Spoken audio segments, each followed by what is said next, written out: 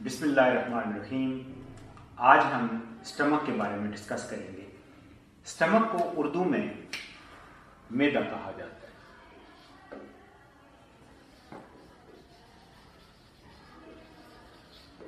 Stomach gastro-intestinal system کا وہ والا حصہ ہے جو اسوفیگس کے بعد شروع ہوتا ہے۔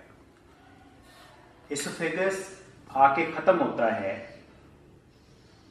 اس جھلی کے قریب جس کو ہم ڈایافرام کہتے ہیں۔ ڈایافرام یہ وہ والی ایک پارٹیشن ہے یا وہ والی ایک جھلی ہے جو ہمارے جسم میں تھوریکس کو یعنی چھاتی کے کانٹینٹس کو اور ایبڈومن کے کانٹینٹس کو علیحدہ کرتی ہے۔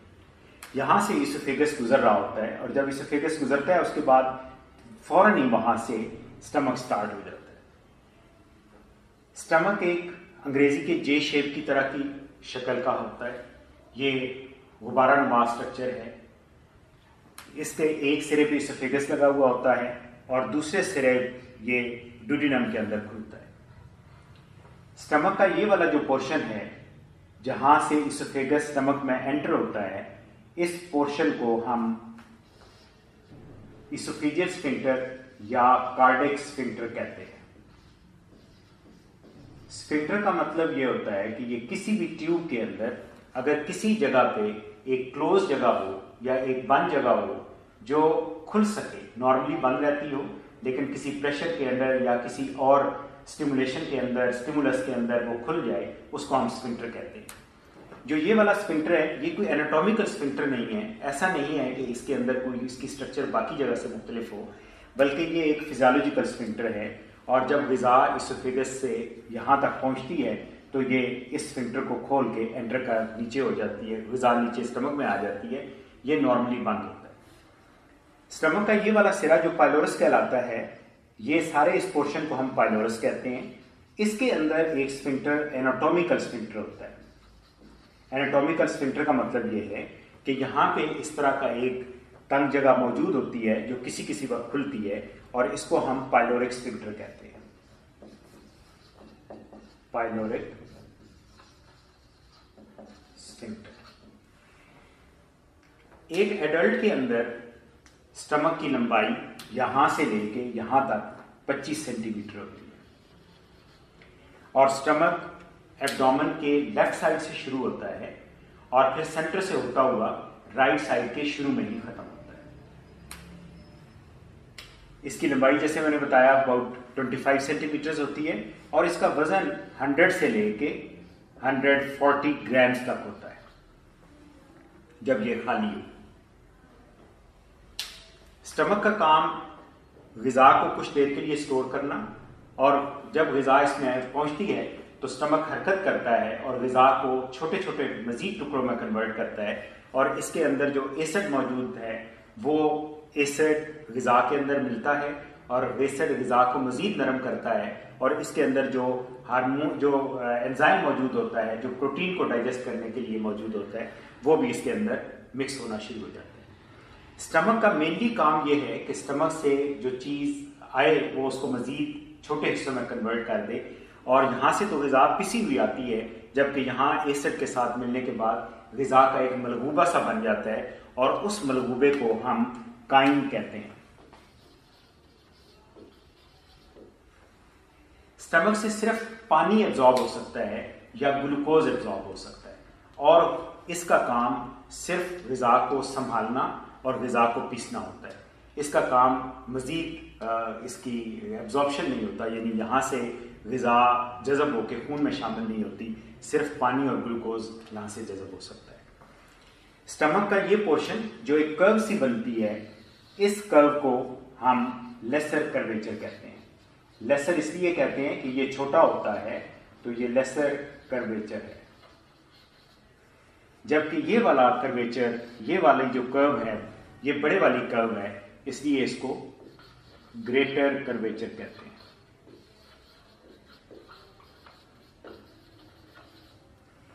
اگر ہم اسٹمک کو کھولیں، اسٹمک کو اگر ہم سامنے سے کاٹ کے ہم کھول لیں تو اندر ہمیں ایک جو لیئرز نظر آئیں گی وہ ہمیں روکاسٹیز کی شکل میں نظر آئیں گی۔ روکاسٹیز کا مطلب یہ ہے کہ جیسے اگر آپ نے بیڈ کے اوپر بیڈ شیٹ پھیلی ہوئی دیکھی ہو تو جب وہ تھوڑی سی ٹیڑھی میڑھی ہو جاتی ہے اس کے اوپر آپ کچھ دیر کے لیے بیٹھتے ہیں تو اس کو اندر جو بل سے پڑ جاتے ہیں یعنی آپ کو لمبی سی دہاڑیاں سی نظر آنا شروع ہو جاتی ہیں, ایسے فولڈ سے آ جاتے ہیں, تو یہ سٹمک کے اندر میوکوزا کے اس طرح کے فولڈز بنے ہوتے ہیں اور ان کو ہم ریگوسٹیز کہتے ہیں. یہ اس لیے ہوتی ہیں کہ جب سٹمک سکڑتا ہے یعنی خالی ہوتا ہے تو یہ نظر آتی ہیں, جب پھیل جاتا ہے تو یہ ریگوسٹیز غائب ہو جاتی ہیں. بالکل اسی طرح ہے جیسے آپ بیڈ شیٹ کو کھینچ لیں تو وہ بالکل اس کے اندر سے ختم ہو جاتی ہیں. اگر ہم سٹمک کو ہسٹولوجیکلی یعنی اس کو کاٹ کے ہم خردبین کے نیچے دیکھیں تو ہمیں اس کی 3 لیئرز نظر آتی ہیں. جو سب سے اندر والی لیئر ہے یعنی جو لیومن کے اندر ہوتی ہے اس کے اوپر ایپیتھیلیم موجود ہوتی ہے, سیلز لگے ہوتے ہیں اور اس کو ہم میوکوزا کہتے ہیں. جو سب سے اندر والی لیئر ہے یہ اس کو ہم میوکوزا کہتے ہیں.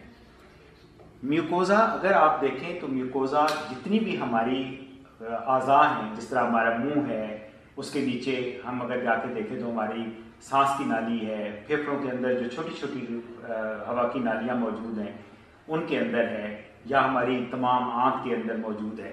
تو جو اندر کی لیئر ہوتی ہے اس کے اوپر کچھ سیلز لگے ہوئے ہوتے ہیں جن کو ہم میوکوزا کہتے ہیں, یا ایپیتھیلیم اس کے اوپر ہوتی ہے لگی. یہاں پہ جیسے ہمارے باہر اسکن ہوتی ہے تو جو جتنے ہمارے وسراز ہیں یعنی جتنی ہماری آرگنز ہیں ان کے اندر جو باہر والی لیئر ہوتی ہے یعنی جو اندر, اب تو اندر کی لیئر ہو جائے گی لیکن جو ان کی ٹاپ موسٹ لیئر ہوتی ہے اس کو ہم میوکوزا کہتے ہیں, اور اس کے اوپر جو سیلز ہوتے ہیں وہ ایپیتھیلیم ہوتی ہے. اس کے نیچے ایک ٹیشو موجود ہوتا ہے جو لوز سا ٹیشو موجود ہے, یعنی ڈھیلا ڈھالا سا ٹیشو موجود ہے جس کے اندر بلڈ ویسلز بھی موجود ہیں. اس کو ہم سب میوکوزا کہتے ہیں. انگریزی کے لفظ میں سب کا مطلب جب بھی ہم کہیں پہ بھی شروع کریں تو اس کا یہ مطلب ہوتا ہے کہ جو اوپر سے نیچے والی چیز ہے اس کو سب کہتے ہیں. تو یہ سب میوکوزا یعنی میوکوزا کے نیچے والی جو جگہ ہے اس کو ہم سب میوکوزا کہتے ہیں. سب میوکوزا کے نیچے جو ہے وہ مسل لیئر ہے. مسل لیئر مین کہ اس میں وہ والے پٹھے موجود ہیں جو اسموتھ مسلز ہیں. اسموتھ مسلز کا مطلب یہ ہوتا ہے کہ یہ انوالنٹری ہیں, ان کے اوپر ہمارا کنٹرول نہیں ہے. کنٹرول کا مطلب کیا ہے کہ اگر ہم چاہیں کہ ہمارے معدے کے مسل حرکت کرے تو وہ حرکت ہمارے اس دماغ کے کنٹرول میں نہیں کرتے. ان کا ایک اپنا نظام ہوتا ہے جس کو ہم انٹرک نروس سسٹم کہتے ہیں, اور اس کے اندر یہ مسلز موو کرتے ہیں یا مسلز کانٹریکٹ کرتے ہیں, حرکت کرتے ہیں. جب یہ مسلز سکڑتے ہیں تو معدہ ہمارا سکڑ جاتا ہے اور وہ کانٹریکٹ کرتا ہے اور غذا کو پیستا ہے. اس سے جو نیچے لیئر ہے وہ باہر کی سرفیس کے اوپر جو لیئر آتی ہے اس لیئر کو ہم سیروزا کہتے ہیں. یہ وہ والی لیئر ہے کہ جو ایک گیلی سی یا جھلی ہوتی ہے جس نے معدے کو باہر سے کور کیا ہوا ہوتا ہے. سو اگر ہم ہسٹولوجیکلی دیکھیں تو میوکوزا ہوتا ہے, سب میوکوزا ہے, مسلز ہیں اور سیروزا ہے. یعنی ہم کہہ سکتے ہیں کہ اس کی اصل میں 3 لیئرز ہیں. ایک میوکوزا ہے, مسکولر لیئر ہے, اور سیروزا یا سیرس لیئر ہے. جو سٹمک کے مسلز ہیں وہ کچھ اس طرح سے ہوتے ہیں کہ یہ 2 طرح کے مسلز اس کے اندر موجود ہیں وہ سارے اسموتھ مسلز یعنی کہ انوالنٹری جن کے اوپر ہمارا اختیار نہیں ہے, لیکن یہ اس طرح ایک لیئر سرکولر ہوتی ہے جس نے معدے کے سارے کا سارا سرکل کیا ہوا ہوتا ہے. یہ سرکولر لیئر ہے. اور ایک اور یہ سرکولر لیئر کا کام یہ ہے کہ معدے کو یوں کر کے سکیڑتی ہے, اور جب یہ سرکولر مسلز کی لیئر سکڑتی ہے تو یہ معدے کو مزید بڑی طاقت کے ساتھ اس کو کانٹریکٹ کرتی ہے اور غذا پستی ہے. ان کی سپورٹ کے لیے ایک اور مسلز کی لیئر ہے جو اس طرح کر کے اوبلیک آ رہی ہے. اوبلیک کا مطلب یہ ہے کہ یہ اس کو گولائی میں کراس نہیں کر رہی بلکہ اوبلیک پلین میں اس کو کراس کر رہی ہے. اور یہ دونوں مسلز کی لیئرز مل کے اچھی خاصی اسٹرانگ قسم کی کانٹریکشنز پیدا کرتے ہیں. جب معدے کے اندر غذا کا اچھا سا قائم بن جاتا ہے تو یہاں سگنلز آتے ہیں اور پائلورس کا جو سوراخ ہے, جو پائلورس کا سفنکٹر ہے وہ کھلتا ہے اور غذا ڈیوڈینم کے اندر چلی جاتی ہے. ये आज का टॉपिक था। हम एक दफ़ा इसको समराइज करते हैं कि स्टमक, इसोफेगस से नीचे वाला पोर्शन स्टमक होता है, एक बैलून की तरह होता है, जे शेप्ड होता है। इसके ऊपर जो जहाँ पे इसोफेगस लगा होता है इसको हम कार्डिक स्फिंक्टर कहते हैं। जो स्टमक का वो वाला हिस्सा जो ड्यूडेनम में खुलता है और उससे इमीडिएटली पहले वाले हिस्से को पाइलोरस कहते हैं, और जो स्फिंक्टर इसोफेगस और ड्यूडेनम के दरमियान होता है इसको पाइलोरिक स्फिंक्टर कहते हैं। जो ये वाली कर्व है, लेसर कर्व जो कि ऊपर की तरफ होती है, इसको हम लेसर कर्वेचर कहते हैं, और जो बड़े वाली कर्व होती है इसको हम ग्रेटर कर्वेचर कहते हैं।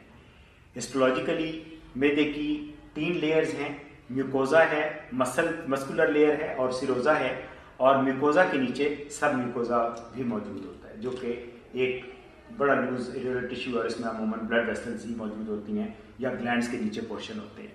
ये एपिथेलियम होती है, और एपिथेलियम का मतलब क्या है कि जितने हमारे विसराज हैं उनके अंदर अगर कैविटीज़ मौजूद हैं, यानी उनके अंदर एक चीज़ मौजूद है जो कैविटीज़ हैं, तो जो कैविटीज़ की लाइनिंग होती है वो एपिथेलियल लाइनिंग होती है, और उस सारे जो उसकी एपिथेलियम होती है, जो नीचे उसके टिश्यू होता है, उसको म्यूकोजा कहलाती है। और जो सेल्स होते हैं, जो ग्लैंड्स होते हैं स्टमक के जिनसे एसिड निकलता है, वो इसी म्यूकोजा के अंदर मौजूद होते हैं। स्टमक का काम क्या है कि वो ग़िज़ा को कुछ देर के लिए स्टोर करता है, ग़िज़ा को मज़ीद पीसता है ताकि वो छोटे छोटे ज़रात में तकसीम हो। इसके अंदर वो एसिड मिलाता है और एंजाइम मिलाता है, और जो मलगूबा बनता है उसे हम काइम कहते हैं। Thank you very much. इसके बाद अगला हमारा लेक्चर होगा स्मॉल इंटेस्टाइन का, और स्मॉल इंटेस्टाइन के हम इकट्ठे ही तीनों पोर्शंस हम कवर करेंगे। आपसे दरख्वास्त है कि आप ये वीडियो अपने दोस्तों से शेयर करें ताकि वो लोग जो पैरामेडिकल इंस्टीट्यूट्स में पढ़ रहे हैं वो भी इस्तेफादा उठा सकें, और मेरी डॉक्टर्स साहिबान से भी इल्तमास है कि वो अपने स्टाफ को ये वीडियो दिखाएं ताकि वो स्टाफ के जो अपने काम में तो महारत रखता है लेकिन उनका थ्योरेटिकल नॉलेज नहीं है, और वो भी ये देखें ताकि उनका इल्म बढ़े। मेरी अल्लाह में से दुआ है कि आपको बहुत ज़्यादा इल्म अता करें ताकि आप मरीज़ों की बहुत अच्छी खिदमत कर सकें। आप इस चैनल को सब्सक्राइब कर लीजिए और बेल आइकॉन को भी प्रेस कर लें ताकि आपको बर वक्त नोटिफिकेशन मिलती रहे। Thank you very much.